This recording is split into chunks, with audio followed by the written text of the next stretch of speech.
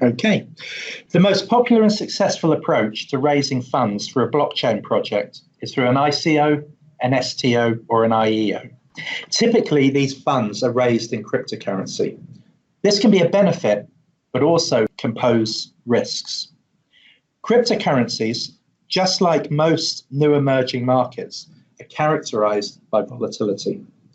Markets frequently move up or down by 30% or more, and often new projects make no provision for managing this risk. The typical approach followed is to hold the funds in crypto and hope for the best, or move it across into fiat. But there are alternatives that I want to discuss today. Other industries have similar challenges, and some of the techniques that they use can provide token founders with a pathway to both risk control and additional revenue. Before getting involved in the crypto space, I had a 20-year background in financial and commodity markets. I was responsible for optimizing the hedge activity for one of the largest commodity trading companies in the world. Year after year, we generated profits from actively hedging the commodity assets under our control. The thing that convinced me to make the leap into the crypto space was the similarity between the two industries and the opportunities that they offer. In both sectors, the product that you hold, while volatile, also provides tremendous opportunity for profit. And despite this, I see time and time again projects that fail to take advantage of this opportunity. Think about the behavior of many ICO teams during 2018. Late 2017 saw a record inflow of funds into these projects. We had seen Bitcoin move from $1,000 to $20,000 in less than a year. The industry was gripped by FOMO, and most projects gave little thought to protecting the assets under their control. Everyone knows how that played out. Bitcoin collapsed over 70%, along with the assets of many ICO projects. This raises a number of questions for the project founders. Would crypto recover and bail them out? Do they still have sufficient capital to deliver on the project that they promised? And what should they do now? Should they leave the funds in crypto or move it into fiat?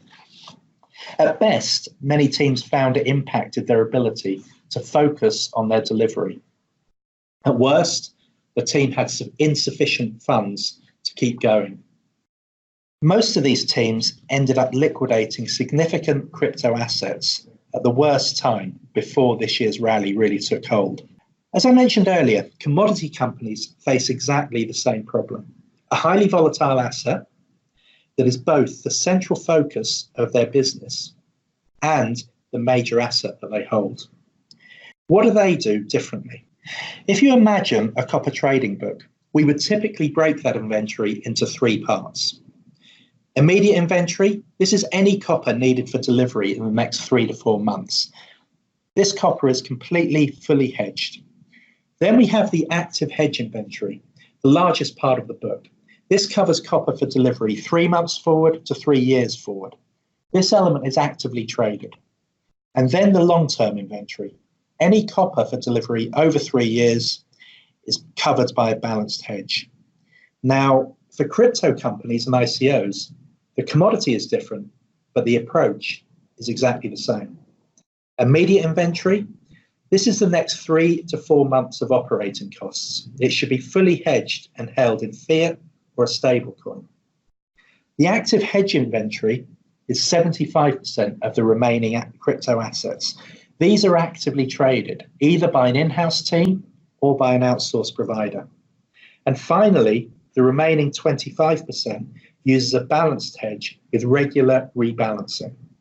To illustrate the benefits of adopting this approach, I'll briefly cover an ICO that we worked with, providing Treasury management services through the 2018 bear market.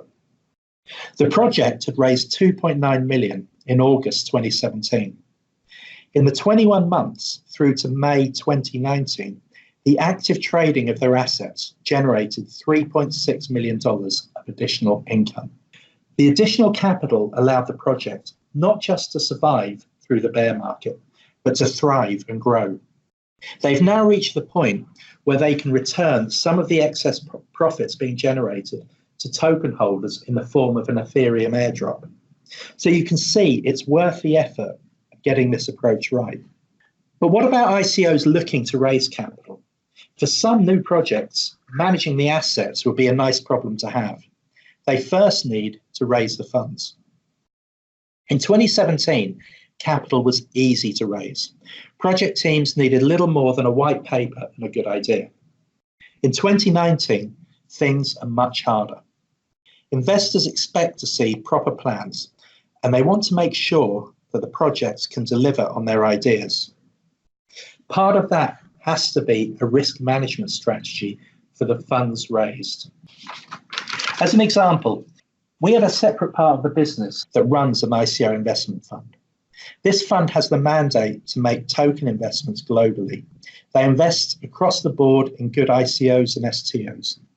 In all cases, before an investment is considered, the project must provide a full 18-month operating budget, detailed crypto custody arrangements, and a detailed approach to managing the crypto asset risk. We've identified these as some of the critical elements to a project's success, and no project will receive investment without these items being satisfactorily covered off. And we're not alone in this. More and more investors are taking a similar approach and have similar requirements. Finally, I just want to close by discussing the reputational risk that ICO projects face after launch. Why does it happen, and how can it be mitigated? In the first few months of operations, the communication with the token community often drops off. It's perfectly natural because the project team is focused on delivery. Updates are few and far between, and even if the communication is maintained, new information is sparse. This is a really dangerous period for many projects. The community has become used to receiving constant updates from the founders.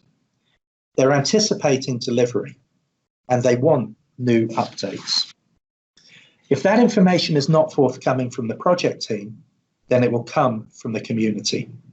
Small problems quickly become major issues, and in the worst case, this can lead to permanent damage to a token's reputation.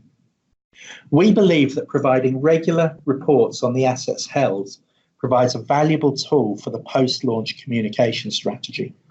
By regularly demonstrating good asset coverage, the community can see a path to delivery of the project, and it keeps the token community positively engaged with the project team. I'm going to wrap it up there. I run the hedge fund side of Panxora. My team work with token advisors and token founders to structure an effective strategy to manage the crypto risk and generate additional profits. Our group also runs an investment fund that invests in ICOs and STOs. If either of these services is of interest, I would be happy to answer any questions and provide more information at our stand. Thank you for your time, and I hope you enjoy the rest of your show.